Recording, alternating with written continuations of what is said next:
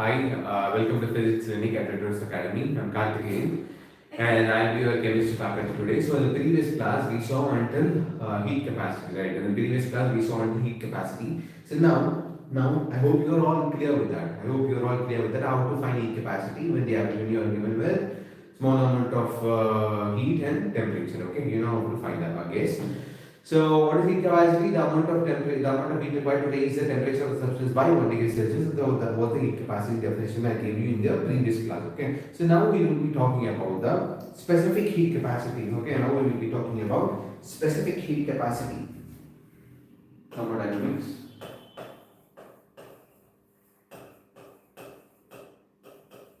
Thermodynamics. In that I will be talking about specific heat capacity.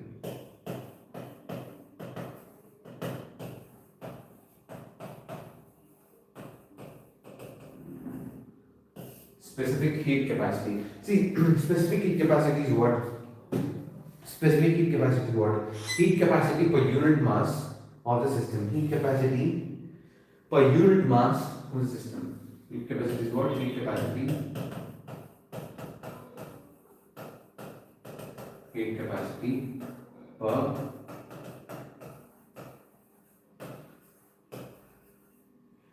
unit mass of the unit mass of the system. See, heat capacity is always represented as yes. Okay, heat capacity is always represented as yes. So can I say heat capacity?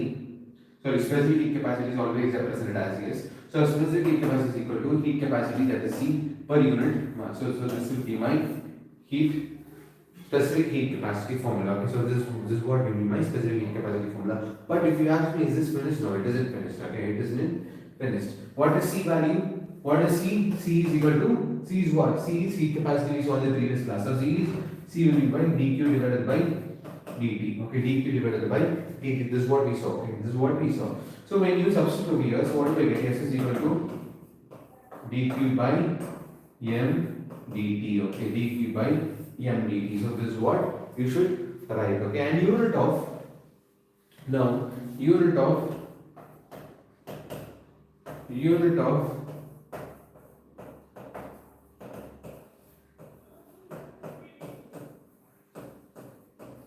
unit of specific heat capacity is, okay, unit of specific heat capacity is it joules per kilogram Kelvin. Joules per kilogram Kelvin. Okay, what? Joules per kilogram Kelvin. Okay. Now we do one thing. So consider a system. Now consider that system. And in the system, they have given you the specific heat capacity as yes. Okay. Now consider that system. And in the system, they have given you the specific heat capacity whose value is yes. And they given you, okay. And they given you that's a temperature of T1. That's the temperature of T1. Okay. That's temperature of T1. And they have given you the mass of the system as m. Okay. They have given you the mass of the system as m. Mass of the system as m. Okay. Now, what is my task is that? What's my task is that? That's a container whose specific heat capacity is yes and whose mass is m, and it is having temperature as T1. Okay. Now, what is my task is that I have to increase the temperature of the system from T1 to T2. What do I have to do? What is my task? I have to increase the temperature of the system from T1 to T2. This is what I do. So, in order to increase the temperature of the system from T1 to T2, what do you have to do? You have to supply some heat. After supply some heat, only then the temperature of the system will increase from T1 to T2. Okay, so that I'm just supplying heat. But I want to calculate the total amount of heat is required to increase the system the temperature from T1 to T2 whose specific heat capacity is yes and whose mass is m. Okay, I'll repeat once again. Now I want to calculate the total heat energy is required to increase the temperature from T1 to T2 with the system who's having the specific heat capacity as yes and whose mass as m. Okay. So in order to calculate that, what I have to do? See, simply. So I'll just write again the formula. Okay. So this is specific heat capacity dq divided by m dt. Okay. dq divided by m dt. See, for in order to they are given this and they are given you have to find the amount of heat required. So dq is equal to ms dt. dq is equal to ms dt. So here it isn't finished. Here it is not finished. Okay, what I have to do? I have to find the total amount of heat required. This is what this is only a small amount of heat. This is only a small amount of heat. So if I want to get the total amount of heat, what I have to integrate it by both sides. So if we have to integrate it by both sides, it will be q, and the m and s will come out of the integral part. Will come out of the integral part, and when you integrate t1, t2 by dt, you will get delta t. Okay, so this is what you should use. Okay, so q is equal to ms delta t. Okay, so when do you use this formula? When do you use this formula? When you have a system, when you have a system, and in the system whose specific capacity, when they are given as S, and they are given as the mass as m, when they are given the mass as m, and they have told you to increase the temperature from T1 to T2. What you have to do when you told you to increase from the temperature from T1 to T2? So, and then they have asked you to calculate the total amount of heat required to increase the temperature from T1 to T2, whose the system as having specific capacity S and mass as m. Okay, so for that you have to use this formula. For that you have to use this formula. Okay, for that you have to use this formula. So here Q is what? Here Q is what? Here Q is what? Total exchange of heat between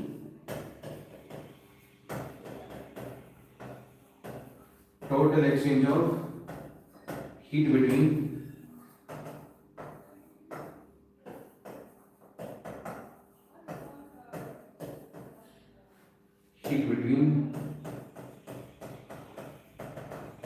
heat between system and surroundings. Okay, total amount of heat between system and surroundings. What is delta T over here? We know mass m and S is specific capacity. What is delta T over here? What is the delta T over total energy, total change in temperature? Delta T is what?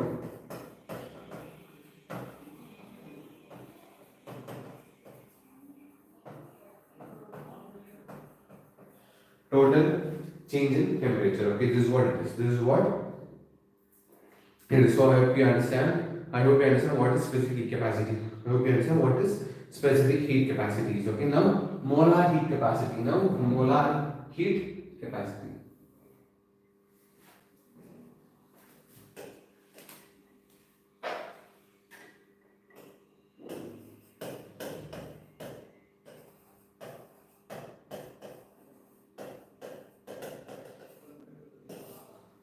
Molar heat capacity is represented as Cm. Molar heat capacity is represented as Cm. Okay, Cm. Molar heat capacity can be defined by heat capacity per unit mole. Heat capacity per unit mole. Okay, heat capacity per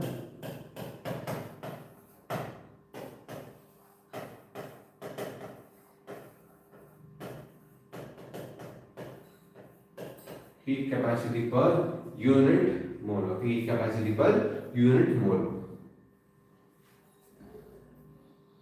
Okay, so how do you write this? Cm is equal to heat capacity as C and N. Okay, and how do you write C? dq by dt. Just substitute over here. dq by N dt. So this is what you have to use for. This is what you have to use for molar heat capacity. To find what? To find the molar heat capacity. Now I'll give you one more thing. Okay, I'll give you one more thing so that you will be able to understand everything. Okay, so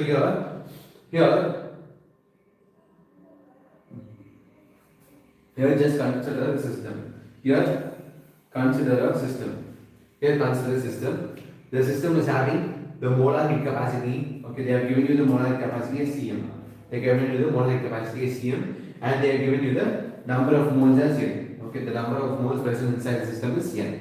Okay, now the temperature as T1. Now the temperature is T1. So what's my task here is that? What is my task here is that I want to increase the temperature of the system who's having molar heat capacity as Cm and number of moles as N. Okay, I want to increase the system from T1 to T2. What I have to do? I want to increase the system from T1 to T2. So in order to increase the temperature of the system from T1 to T2, what I have to do? I have to supply some heat.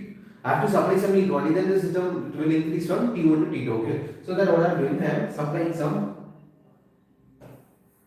amount of heat. Okay, But, but I want to calculate, now if I want to calculate the total amount of heat required so that the temperature of system was having molar head capacity as Cm and the number of moles as N, which will increase from T1 to T2. I repeat once again, I want to calculate the total amount of heat required so that the system is increased from T1 to T2, who's having molar head capacity as Cm and number of moles as N. Okay, so that what we have to do is, see, I'm just writing the formula again, all over again over here. Okay, so Cm is equal to dq divided by n d.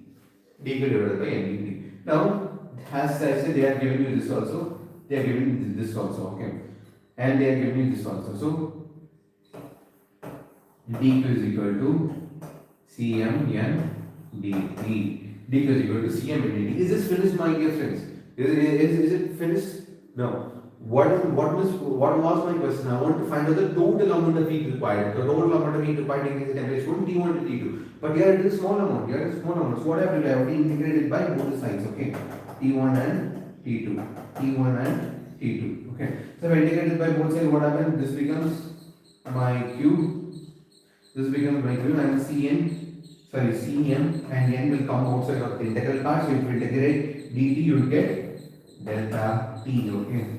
So this is the formula. Okay, this is the formula you should use to find out the total amount of heat required. Okay, this is the formula you have to use for the total amount of heat required. For what? You have to find the total amount of heat required for a system who's having molar head capacity as Cm and whose mass is Cm to increase the temperature from T1 to T2. For that, if you want to calculate the total amount of heat required, you have to use this formula. Okay, very helpful in your examination. Here Q is what, my dear students? Here Q is what? Q is what? Total amount of heat energy between. Q is what?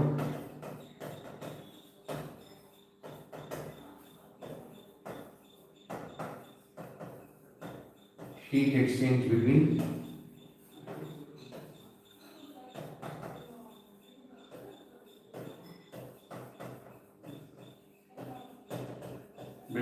system and surroundings. Okay, Q is what? Total amount of heat between system and surroundings.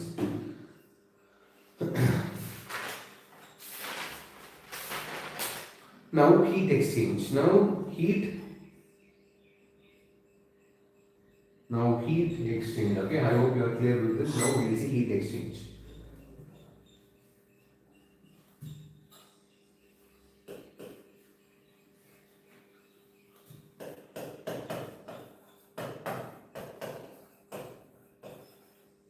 Heat exchange is represented as Q. Okay, heat exchange is represented as Q. It is the amount. It is the amount of heat absorbed or released by the system to change its temperature. Okay. The amount of heat absorbed or released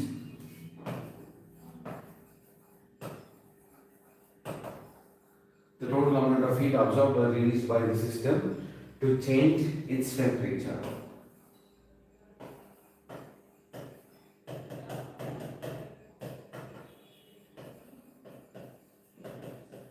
To change its temperature. It is called as heat exchange. Okay. It is called as heat exchange. Okay. So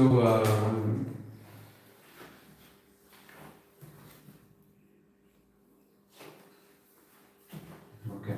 So now I hope you are all clear with what is heat capacity, and what is specific heat capacity, and what is molar heat capacity, and what is heat exchange. Okay, and what is heat exchange. Now in the next class, I will be asking you. We will just see how to calculate heat exchange. Okay, we'll just see how to calculate heat exchange when molar heat capacity is given and specific heat capacity is given. Okay, and specific heat capacity is given and when heat capacity is given. Okay, I'll repeat again. Next class we will see how to calculate heat exchange when heat capacity is given, specific capacity is given and monetary capacity is given. Okay, in the next class. Okay, children. So thank you for listening to the class.